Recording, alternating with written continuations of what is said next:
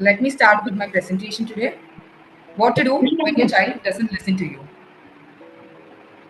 So, most of the parents have this question, and most of the parents struggle with this one thing like, what to do when my child doesn't listen to me?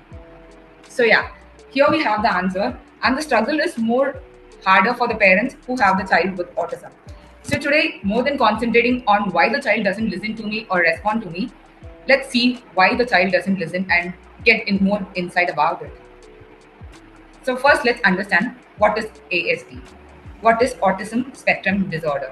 So autism spectrum disorder is a neurodevelopmental disorder. So the child's brain develops in a different manner and function in a different manner, and that affects how the child communicate and interact with the other. So it begins early childhood, and over time, it gets hard for the child to function in a society, either in a way of communication and interact with the kids. So the major three areas where the child get affected is communication, social interaction, and behavior.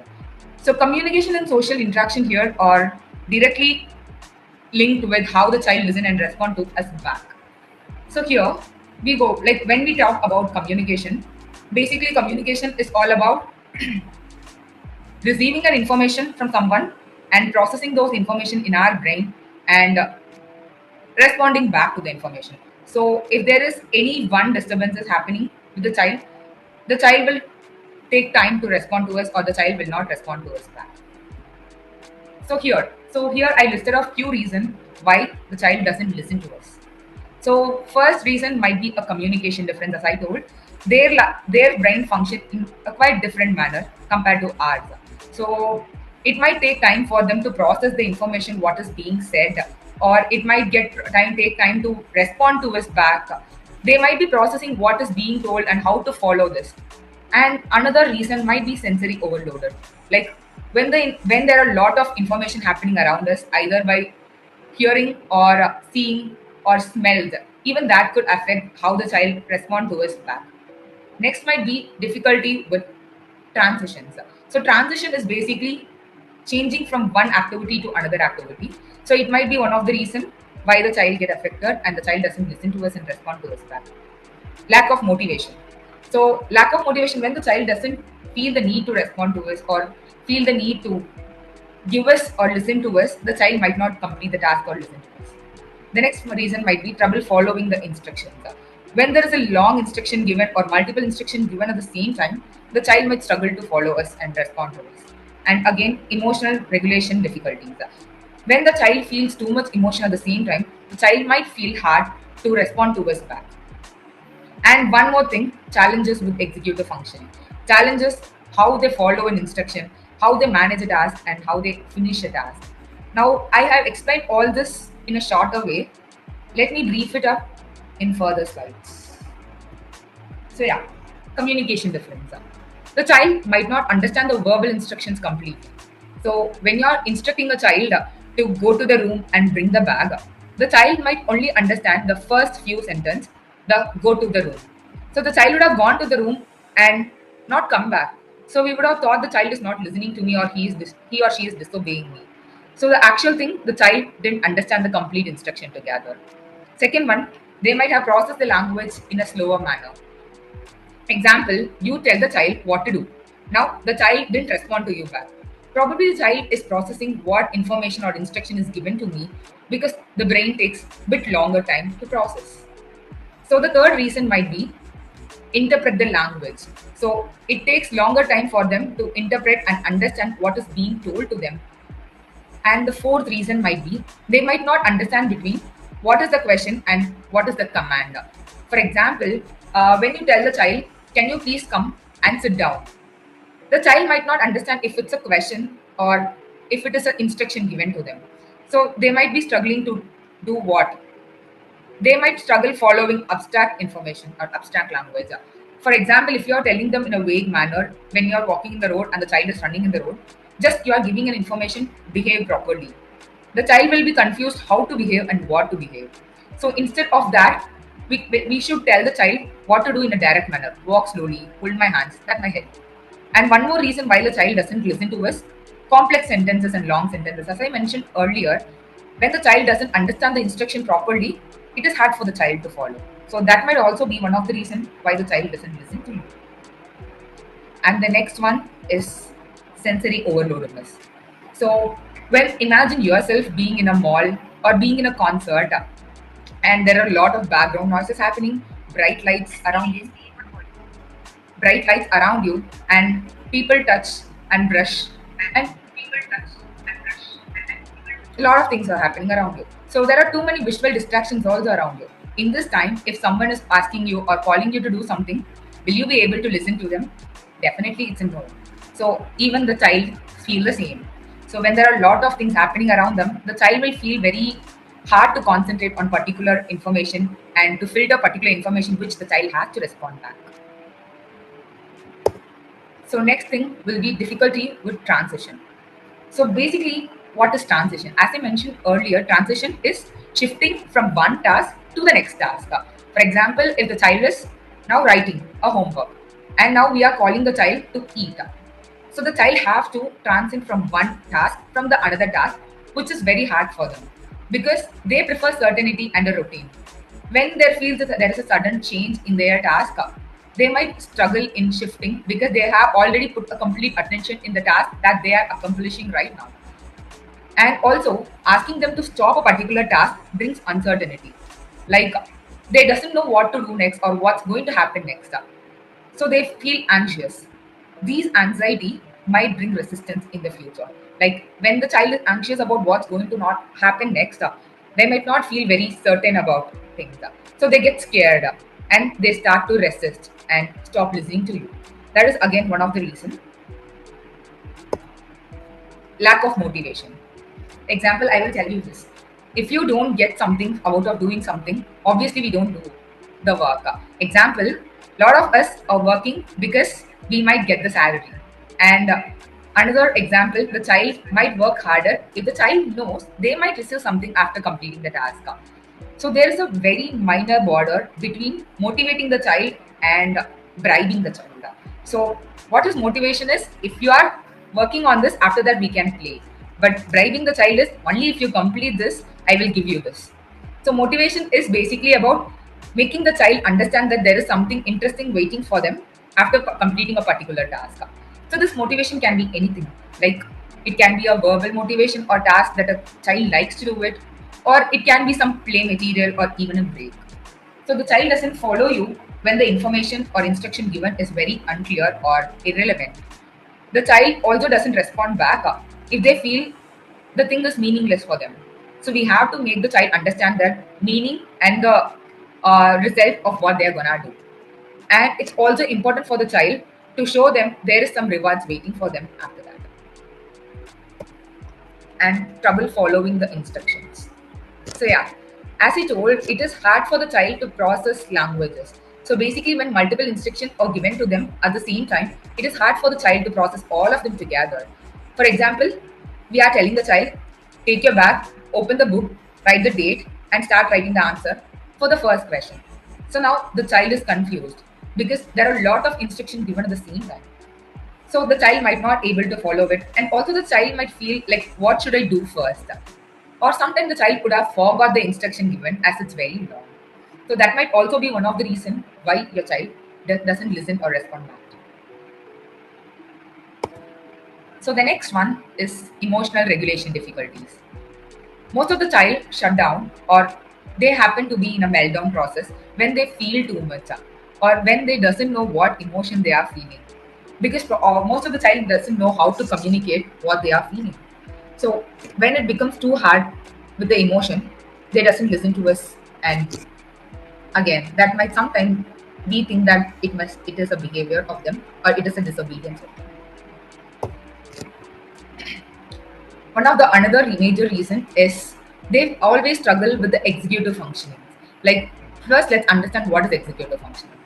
So there is a task. We are asking the child to brush your teeth. The child might have the struggle to start the task. Like they might not know where to start, and even if they take a brush, they might not know what to do next. So they will be struggling about what to do. Should I put the brush as such in my mouth or should I put a paste? So it is not that they're not listening to us. Sometimes they're struggling what next and how to do. Even if you're giving the instruction to them completely for longer days, sometimes they might forget the instruction because it's a huge process to them. And also finishing a task is also hard for them. So this might also be one of the reasons why the child doesn't listen to. Now we have seen some major reason why the child didn't listen to us or didn't respond to us back. So yeah, here's a small activity that you can try or do this. So let me give an example.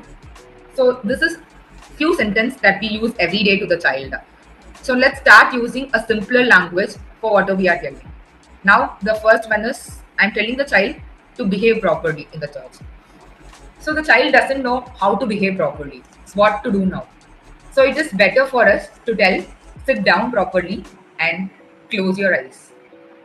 So can any of them try for the next sentence if possible, or let me go with that? Can anyone try?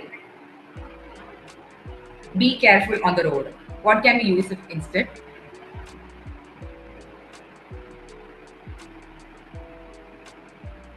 I want someone to respond so it might be more interactive.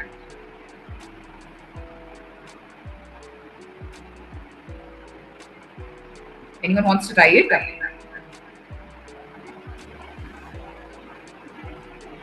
Okay, let me go on with that. So example, now I'm asking the child to be careful on the road. So instead of telling this sentence, it's better to tell the child, walk carefully or hold my hands and walk on the road. And next thing might be get ready for the school. Get ready for the school is a bigger, complex task for the child. Instead of asking the child to just get ready for the school, it's better for us to tell how to get ready. Go, take your books. After they go to the bag and take the books, ask them to put it in the bag. When they complete the task, ask the child to close the zip, wear the bag. Now, once the child wear the bag, ask the child to come out of the room, wear the shoes, and go to the school. So, explaining the child each instruction might help the child to listen to us, respond to us in an efficient manner. And instead of telling the child, can you please sit down? Again, the child would have been confused if it's a statement or if it's a question. So instead of that, let's tell the child, sit down, which is more simpler for the child, and also the child can understand in this manner very easily. So the next thing, go get your things for the school. Instead of telling them just go get your things for the school, take your book, take your box, and take your water bottle. This might help the child to know what should I take to the school. And next thing I might ask you to do, pay attention. Instead of asking the child to pay attention simply, we can ask the child, look here or look at me. So the child will know where to pay attention and how to pay attention. So now we discussed about why the child might not respond to us back. If we know why, we should also know the efficient manner to do what when the child doesn't respond to us. So these are few ways where we can gain the make the child listen to us properly or respond to us efficiently. So gain attention of the child first. If you're not getting the attention of the child, it's better not to give the instruction because obviously they might not respond to us. Using simpler instructions, give some time to process the information for the child. Using visual boards and gestures, using reinforcers, prompting the child, reducing the sensory overloadedness, preparing the child for the transition, and using a calm, consistent, and clear tone throughout when we are giving an instruction. So now let me elaborate all the what to-do list so that it might be very useful for you. So first, let's learn how to gain attention. If if we are calling the child and asking the child to respond to us in a distance, it's very hard for them. So instead, let's go near the child, call the child's name. Once they look at us, once they give us an eye contact, let's give the instruction. If the child is not giving us eye contact or something, when you're calling the name, it's better for us to give a gentle touch in the shoulder or in a hand if they are comfortable with. So this way we can gain the attention of the child using simpler instructions. So make sure the child gets the instruction in a clear manner and in a very short manner. So break down the instruction to small tasks and use calm and consistent tone with simpler words. So let me give you an example. Instead of asking the child, go to the room, get your bottle, and come back, we can ask the child, we can point the child, show the room, and once they go inside the room, give another instruction, get the water bottle. Once they get it, ask them to come out. So in this way, we are breaking down all the tasks into smaller way, and each task is used with a very smaller instruction. So the next thing that we can help is giving the child time to processing each information. So we are now telling information, get the notebook. So now after that, it's very important for us to wait for 5 to 10 seconds before giving them the next information. Like, it is not nice to rush the child because their processing time is a bit slower.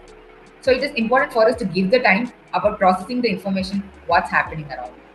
And also during when we are giving an instruction, it's important for us to not repeat the sentences of what we are telling. So sometimes most of us what we do is we tell the child, go take the notebook. And we wanted the immediate response. And we again instruct, go get the notebook, go get the notebook. By repeating the instructions again and again, the child might get overwhelmed or the child might get irritated because already there are a lot of things happening inside their brain of processing the information. Repeating the instructions again and again might make the child overwhelmed. So now, when we are giving the instruction, it is important for us to wait for 5 to 10 seconds before repeating it again. Use visual boards. So, what is visual boards first? Visual boards is making the task in a pictorial manner. So, most of the child process pictures more nicer than words. So, when you're making them a card of what they have to do, it is easier for them to understand in that way. For example, when I want the child to go wash the hands, I can show the picture of the hand washing. Like if I want to teach the child to wash their hands, I can also teach them in the way. Like opening the tap can be the first picture. So the child learn to open the tap, then how to wash the hands. Like putting both the hands together, a picture can be there. Then rinsing the hands with the soap. Once they wash the hands with the soap, going to the tap and wash it again. So now we are showing each of the actions with a pictorial representation. So this will help the child understand what we are coming to tell them in a very easier manner. So gestures can also be used along with the pictures so the child can understand it more faster. Pointing the tap, they can understand where the tap is. So they go near it and how to open it, show through a gesture, and the child imitates us. Again, that will give us a magical change for the child to listen. Using reinforcers. Again, reinforcers are something that will increase the behavior. So rewards will usually increase the behavior. So when we use the reinforcer, the probability of the child doing the same action in the future will be high. So reinforcement can be anything. It can be verbal, it can be an object, it can be something the child enjoys doing, or even it can be a break. Because a lot of child likes to get some break when they are doing. So rewards. Is my child slides changing? No, now it's changing. Yeah, now it is changing. Now it is changing. Yes.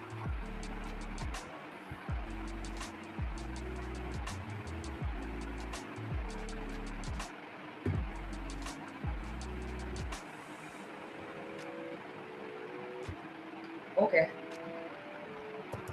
we'll start it again. So using reinforcement, we were talking about reinforcement. So reinforcement can be anything that the child likes. It might be verbal, or it might be the activity the child likes. It might be a break, or it might be a small toy. So when we ask the child to complete a task, reward them immediately. So immediate reinforcement or immediately they get what they want will encourage them to do the behavior in the future. And the next thing is using prompts. So sometimes it is hard for the child to not complete an activity or not respond to us back because they are confused. They doesn't know what to do next. So it's mostly because of that the child didn't respond to you. So during this time, it's better for us to tell them what to do. The prompt can be anything. It can be a gesture prompt just by pointing, or we can even help the child to do it completely. Held the hands of the child, make them do the work, and then do it. And when we are prompting the child, it's very important that we should do it in a very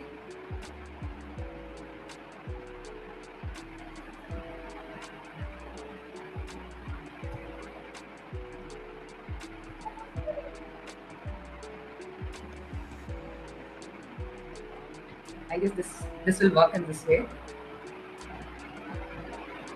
So when we are giving a prompt to a child, it is important for us to be very clear and very calm. We should be always be mindful about not shouting at the child when we are giving the prompt. And slowly, when the child learned what to do, it's necessary for us to make the child independent. So it's important for us to fade the prompt and make the child more confident in doing what they are doing. Preparing the child for the transition. So this is one of the most important thing again. So transition. We were talking about making the child do from one activity to the next. So it's important for us to give warning before what they are going to do next. Like if the child is playing with a toy right now, it's necessary for us to tell before 5 minutes that, or 2 minutes, 2 minutes before, like you have 2 more minutes. After that, we will be going to eat. So telling this, the child might understand that, okay, after this, I have to do this, which bring a familiarity to the situation about what they're going to do next. So this transition or the 2 minutes can be shown to the child using a countdown or a timer. So the child builds a trust with this. Okay, fine. What they're telling is truth. So after that 2 minutes, we will slowly tell the child we are going to do this, and we'll take the child. So the child will stop making, building a tantrum or stop resisting to whatever behavior that's happening. So the next thing, what we have to do is reducing the sensory overloadedness. So taking the child to a calmer environment is very important. So where there is less noise around them, where they don't have much distractions, or where they don't have to see lot of things around them. So minimalizing the distractions will help the child to respond to us in an efficient way. Don't make the child feel overwhelmed by adding something. So when the child is already overloaded with a lot of things happening around them, sometimes out of like we doesn't know we are doing this, but sometimes out of our control, we repeat the instruction or we add on so many things around them, which might feel more overwhelmed. So this again might reduce the response to us, making the child sit in a very calmer and quiet environment. So when the child is more in a calm and quiet environment without much instruction, the child might show us the behavior of response. Yeah. So now these are the few ways where we can make the child respond to us in an efficient manner. I've also prepared few case studies for you guys. So let's have an interactive session. So here is the next one. So this is the case study where a 4-year child with autism is playing with a toy car. The mom calls him for 4 to 5 times, but he does not respond. She raises the voice, but still there is no response. So probably what might be the reason, or can you just tell what might be the reason? Anyone here? Because we were discussing about it for some time.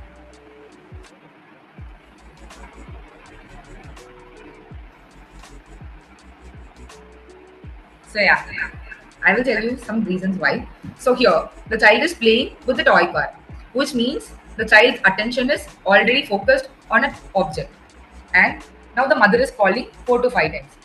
When the attention is there in particular object, the child might not respond to that back because the child is deeply focused on that activity.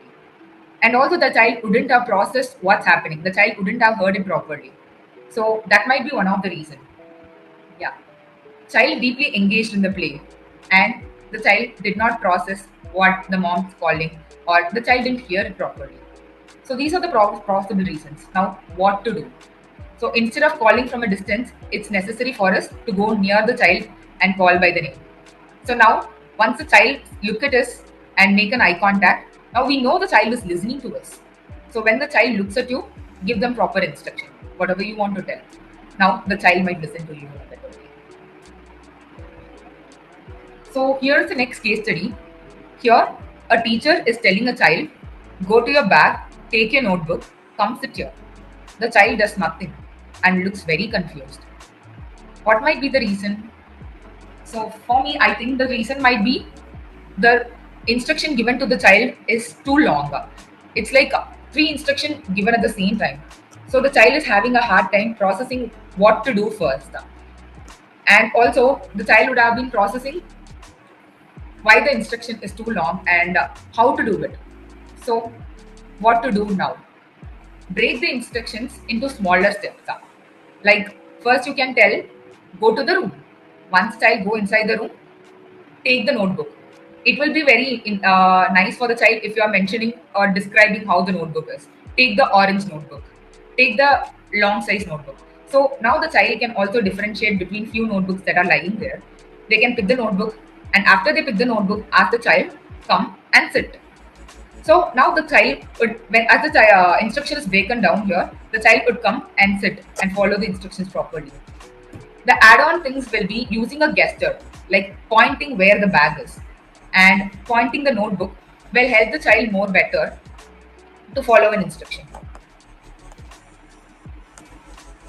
So the next case study, when asked to do the homework and class works, child laughs and looks away and doesn't respond to you.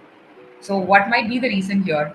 Probably most of us will think that the child is trying to irritate me, the child is ignoring the task, or the child doesn't want to do the task. So yeah, that's true. The child doesn't want to do the task, but the child didn't have any motivation given there. So when we ask the child, let's complete the work and let's go for a play. Now the child know that if she completes that homework, she might get some time to play. So the child have some motivation to do the task and she might complete it faster.